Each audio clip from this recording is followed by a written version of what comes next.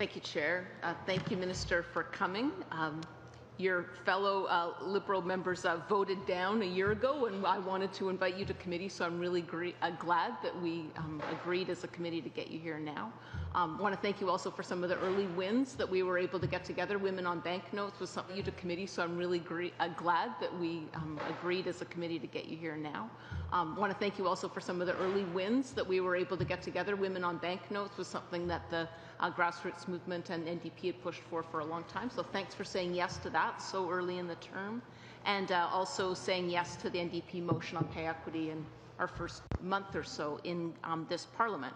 So, pay equity would have expected that a feminist budget would have had pay equity legislation and financing for pay equity. As you say, 1.2 million women are affected by the lack of federal pay equity legislation.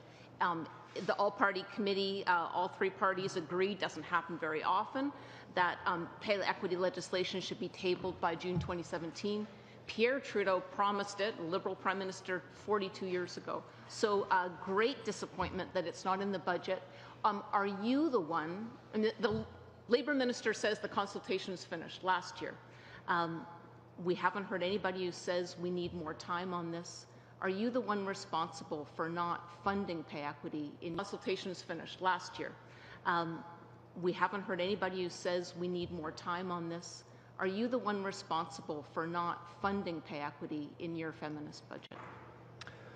Well, I want to be really clear. We have committed to proactive pay equity legislation. It will be in Budget Implementation Act 2.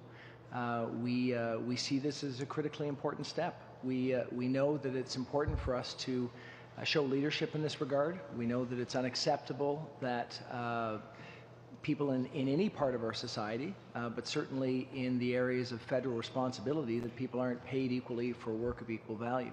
So that is what we identified in our budget, and that is what we will be delivering this year, as we said. Can women count on you to fund pay equity in this fall's economic update?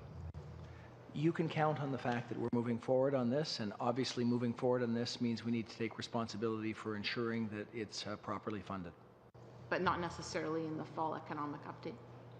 I'm committing to you that we already put it into Budget 2018 as a commitment, and that commitment was intended for this budget period, including Budget Implementation Act number 1 and Budget Implementation Act number 2. There was no money for it whatsoever. The Labour movement advocated that at a bare minimum, although they wanted to see legislation and funding for pay equity years ago.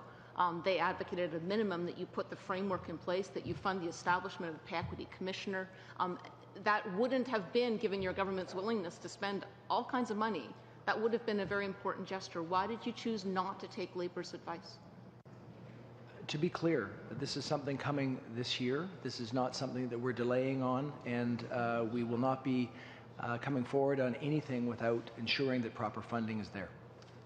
Well, I would argue if this was really a feminist budget, you would have funded pay equity. If I was the Prime Minister, I would have implemented it in year 1. I would have had the economic benefits accrue from having women paid equally, and I would have been campaigning on it in 2019. So I'm just amazed you haven't taken my good advice already on this. Childcare, another big missing piece. Lots of NGOs saying you can't call this a gender budget, you can't call this a feminist budget without funding universal affordable childcare.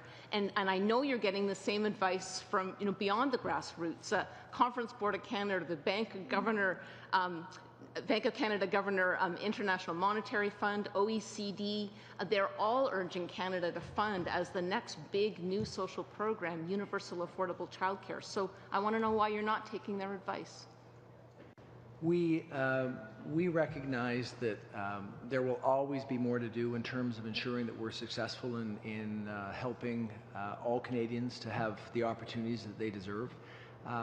We look at our term in office as something that started in 2015, and we started with measures that we know had an important impact on families and on women, with the introduction of the Canada Child Benefit in the approach we took.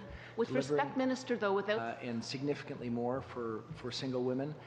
We then, in Budget 2017, put in $7.5 billion over 11 years to create additional spaces, to make spaces more affordable across the country for daycare. And of course, this year we're taking significant other measures that are going to have, we think, a long-term and important impact on women's success.